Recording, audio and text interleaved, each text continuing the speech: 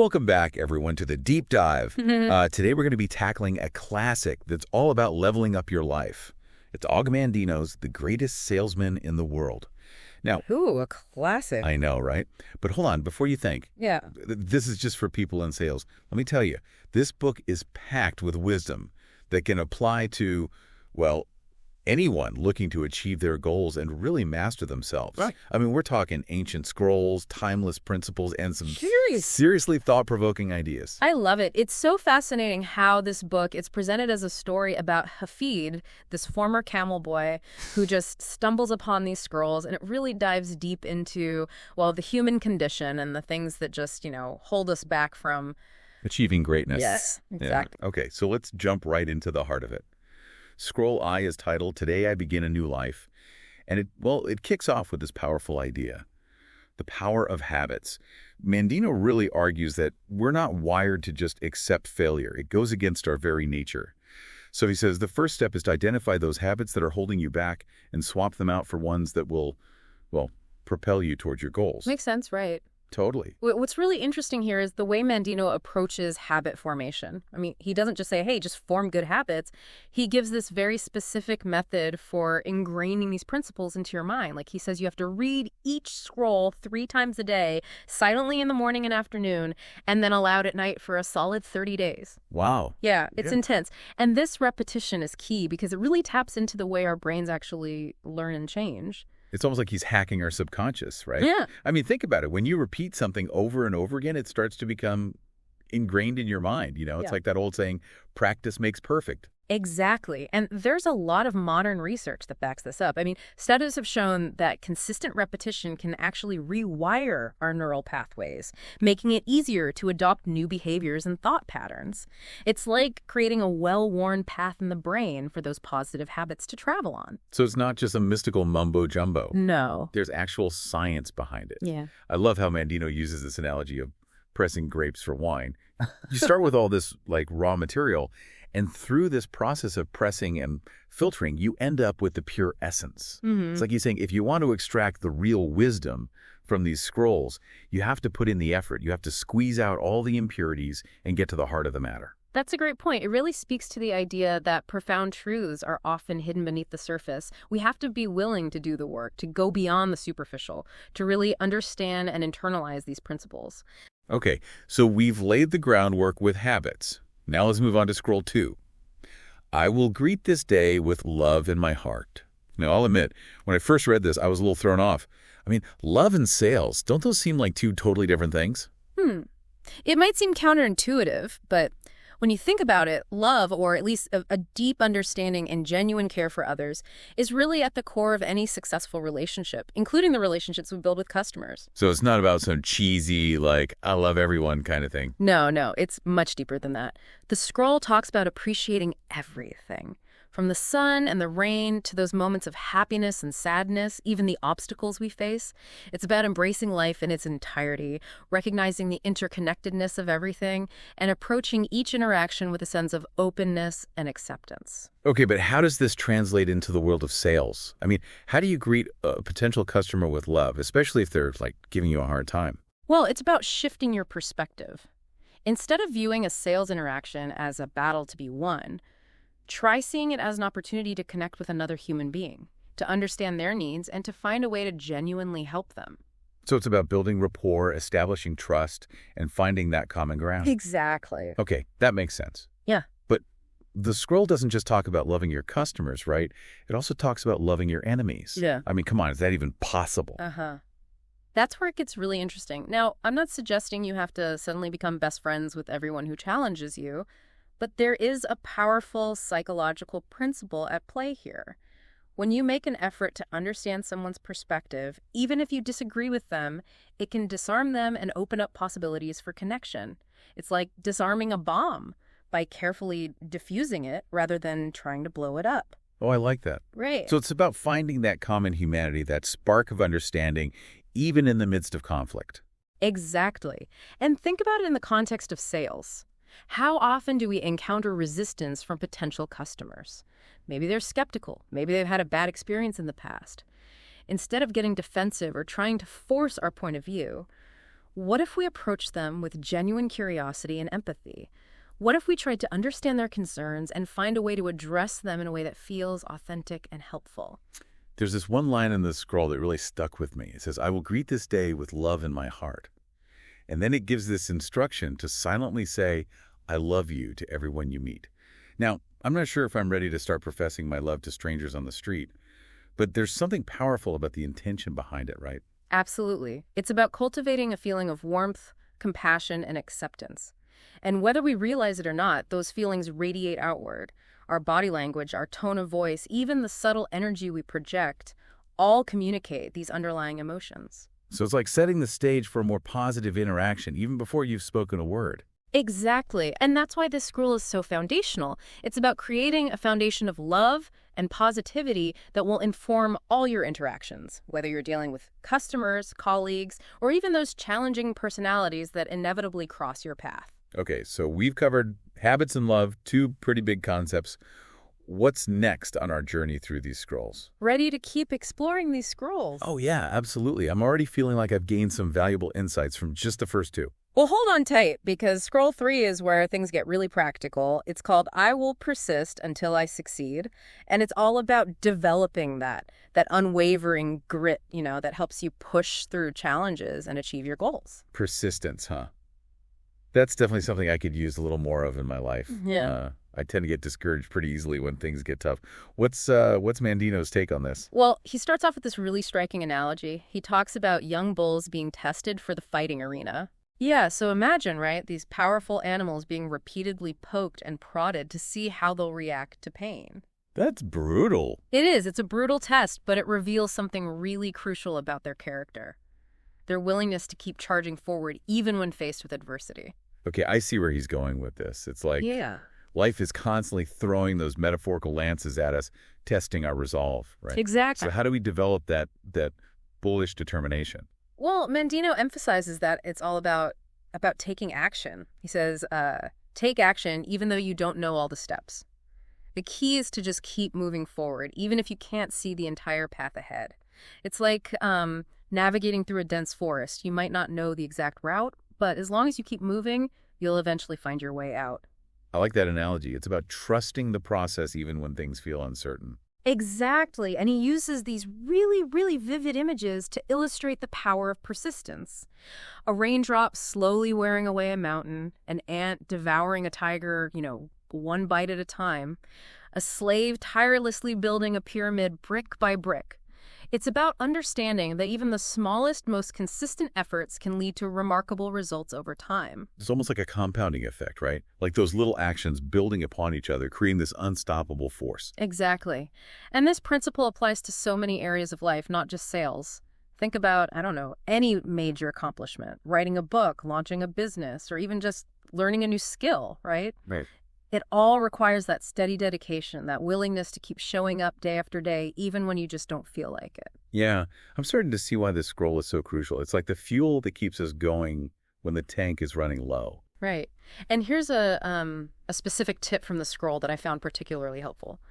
Attempt one more sale each day, even when you're just tired and ready to call it quits. It's about pushing yourself just a little bit further, stretching beyond your comfort zone. Mm-hmm. I can see how that can make a huge difference over time. It's like those, extra reps at the gym, those extra minutes of practice, that extra effort that separates the good from the great. Precisely. And in a competitive field like sales, that extra effort can be the deciding factor. It's about developing that mental toughness, that resilience that allows you to outwork and outperform the competition. Okay, so we've tackled habits, love, and persistence. What's next on our agenda for scroll mastery? Scroll 4, I am nature's greatest miracle. This one shifts the focus inward. It encourages us to recognize our own unique value and potential. Self-love, huh? I think we could all use a little more of that these days. It's so easy to get caught up in comparing ourselves to others and feeling like we're not enough. That's why this scroll is so powerful. It reminds us that each of us is a one-of-a-kind creation, a unique blend of talents, experiences, and perspectives. No one else in the world has our exact combination of qualities. So it's about embracing our individuality, celebrating what makes us different. Exactly. And from that place of self-acceptance comes a deep sense of confidence and authenticity. When you truly believe in yourself, it shines through in everything you do. I can see how that would be especially important in sales. People are drawn to those who are genuine, who are comfortable in their own skin. Absolutely. And the scroll also emphasizes the importance of continuous self-improvement. It's not about becoming complacent or settling for mediocrity. It's about fanning the flame of dissatisfaction, striving to be better than you were yesterday. So it's about finding that balance between self-acceptance and self-improvement. Loving yourself for who you are while also pushing yourself to grow and evolve. Exactly. And he ties this concept back to nature. He says, nature knows not defeat. She always emerges victorious, and so will you. It's this powerful message of resilience and renewal. Just like nature finds a way to adapt and thrive in even the harshest environments, so too can we overcome challenges and emerge stronger on the other side. That's a great reminder, especially when you're feeling discouraged or like you've hit a roadblock. Well, it's about trusting that you have the inner strength to navigate through any storm.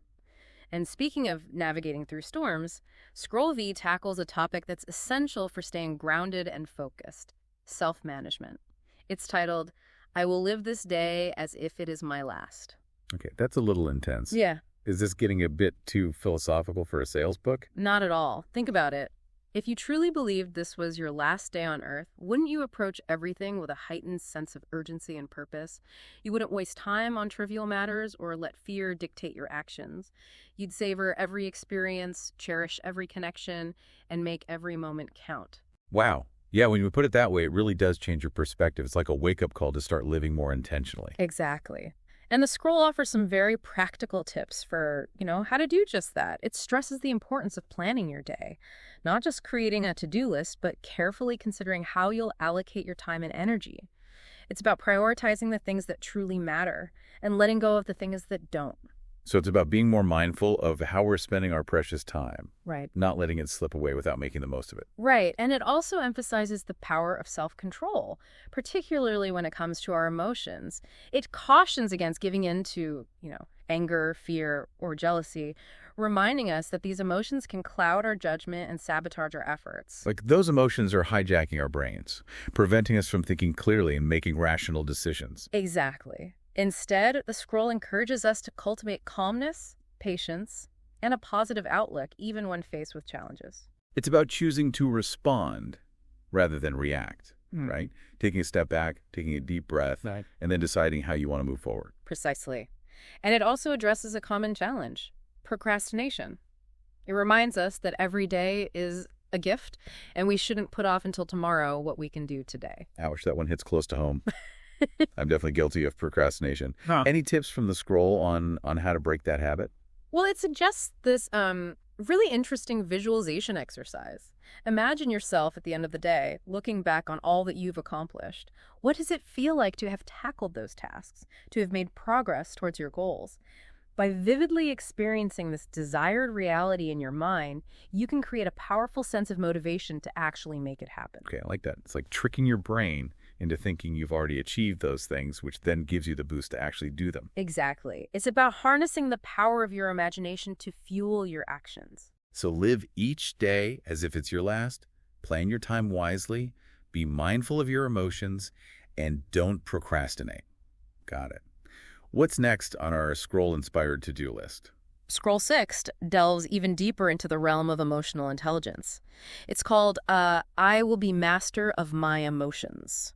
Ooh, I have a feeling this one is going to be a game changer. I mean, who hasn't struggled with managing their emotions at some point? It's like they have a mind of their own sometimes. It's true. Our emotions can be powerful forces. They can drive us to great heights, but they can also sabotage our efforts and lead us down destructive paths.